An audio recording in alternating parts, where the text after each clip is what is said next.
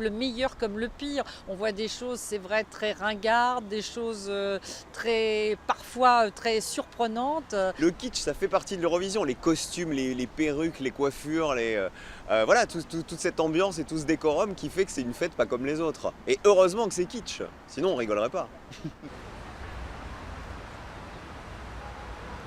On est dans une république où le président de la République n'a pas de limite de mandat, donc il est renouvelé, élu, si je puis dire. Je dis renouvelé, vous voyez, je fais moi-même le lapsus.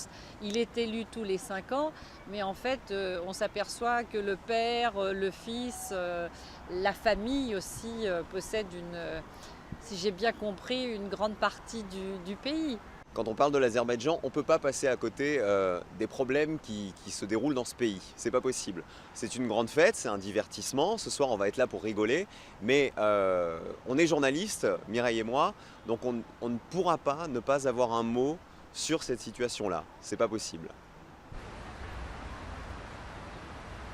Alors il y a évidemment les fameuses, mais tout le monde en parle, les mamies évidemment russes.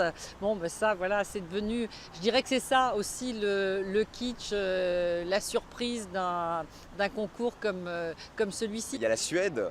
La Suède vous allez voir un tableau qui n'a rien à voir avec les autres, puisqu'elle est seule sur scène, dans le noir. Elle s'appelle Laurine et elle chante une chanson qui s'appelle Euphoria, qui est très dense, très électro, et qui nous coupe un peu le souffle parce que c'est super efficace, quoi.